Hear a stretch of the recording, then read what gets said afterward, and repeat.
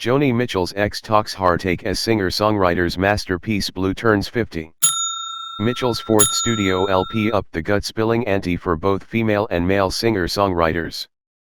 With the confessional honesty that Joni Mitchell displayed on her classic Blue album, which was released 50 years ago on June 22, 1971, perhaps a more apt title would have been true.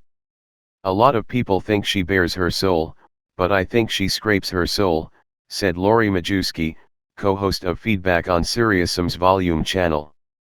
The confessional nature of Blue is such that I think Joni Mitchell herself actually likened it to Dylan plugging in, to Dylan going electric. It was such a groundbreaking thing to be this confessional.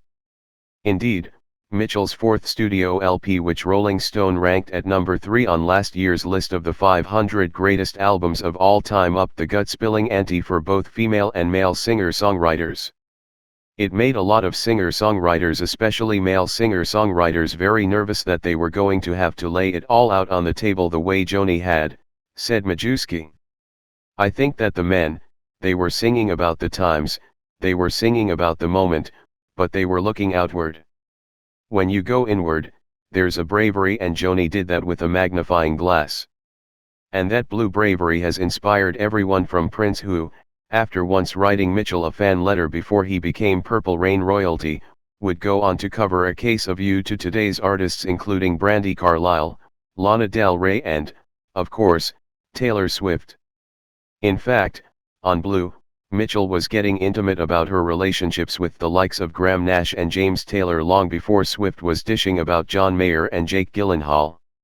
It was such a hugely influential record and remains a real touchstone for everybody, said Patrick Milligan, producer of the Joni Mitchell Archive series, whose upcoming second volume, due in October, will include material from her Blue period. The collection is previewed by an EP, Blue 50, Demos and Outtakes, which was released on Monday. I think because it is so honest, it's so timeless, said Milligan. People keep going back to it. For Nash, hearing Blue for the first time made him feel just that. When I first heard the album, I realized that our love affair had come to an end, and that's a very sad feeling for anyone who's in love with anybody, but particularly 'cause it's Joni and me, Nash told the Post. People said that we literally lit up the room when we both were in it. Our love was very warm, very tender and very deep, and it's one of the reasons why listening to Blue still tugs at my heartstrings. Mitchell, who rarely does interviews, declined a request. While Nash and Mitchell were living together in Los Angeles, he saw her genius at work writing some of the songs, including A Case of You. I distinctly picture in my head her writing at her piano in our house in Laurel Canyon that we shared for a couple of years there, he said. The Blue tracks that are specifically about Nash, My Old Man and River, cover their relationship from opposite ends of the spectrum.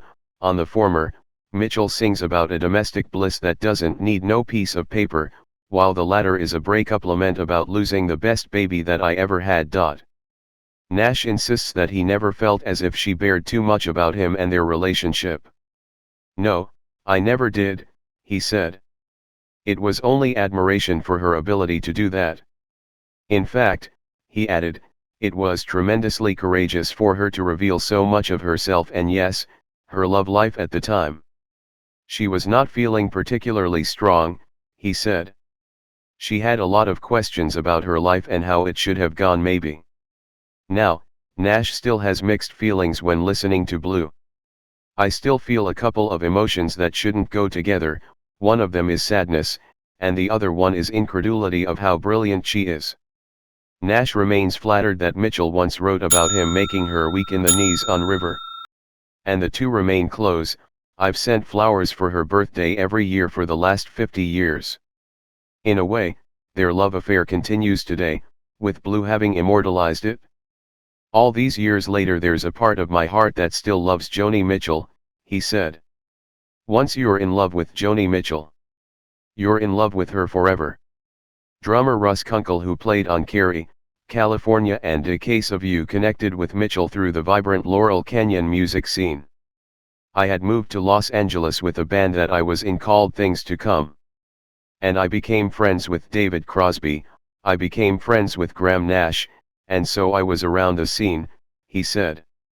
My wife at that time was Cass Elliott's sister Leah, and we were living in kind of a studio suite above her garage in Laurel Canyon. Cass' house was kind of a melting pot of everybody that came through Los Angeles, so on any given day in Cass' backyard would be Eric Clapton, Jimi Hendrix, John Sebastian, Joni Mitchell, David Crosby, Stephen Stills, you name it.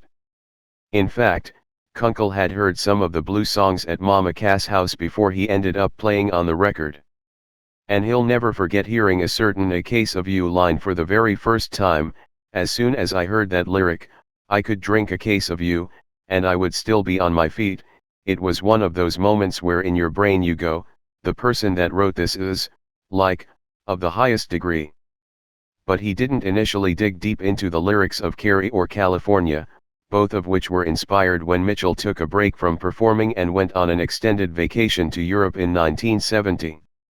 What I did know for sure is what I was going to be playing was going to be very simple, just supporting what she was doing, said Kunkel of the recording sessions in Studio C at A&M Studios in Hollywood. He joined a list of supporting players that included Mitchell's then-boyfriend Taylor on guitar, and Stills on guitar and bass. Most of her parts were already laid down when we played those things, said Kunkel, who had previously played drums on Taylor's 1970 album, Sweet Baby James. But she was always there. Joan produced that record. And for Kunkel, it was all about not messing with the magic that was happening. My focus when I was in the studio was just concentrating on first doing no harm, playing the appropriate part for the song, because I was listening to greatness. For photographer Tim Considine, shooting the iconic blue-hued album cover of Mitchell's masterpiece all began because of another female singer-songwriter. The whole thing was started at a Judy Collins concert, he said. She sang both sides now, and I was really impressed. Then she said, if you like that song, wait till you hear the young Canadian who wrote it, Joni Mitchell. I thought, I've got to look for this artist. Then, armed with film typically used for dental purposes to better shoot in the dark, Considine went to photograph Mitchell during a 1968 concert at the famed Troubadour in Los Angeles. I went home, and I developed the pictures, and I loved the images, he said. So I went back the next night and went up the stairs to Mitchell's dressing room, knocked on the door and introduced myself.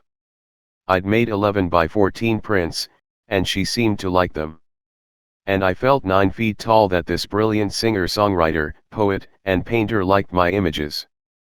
And then David Crosby came in, and she handed them to him. And he took one look at them and said, needs more contrast. Considine then immediately refined the image that would become the Blue album cover. He was thrilled when later, in 1971, he was asked by art director Gary Burton if they could use the shot. She had never had an album cover that was a photograph. She had painted all her album covers, he said. So I said, absolutely. But Considine wasn't a fan of the blue-tinted treatment of his photograph, which was originally a black and white shot. I hated it when I saw it, he said. It makes her look hard. It took all of the softness out of the image. It was awful. Still, Considine said, I was honored and still am to be the first to photograph an album cover for this genius.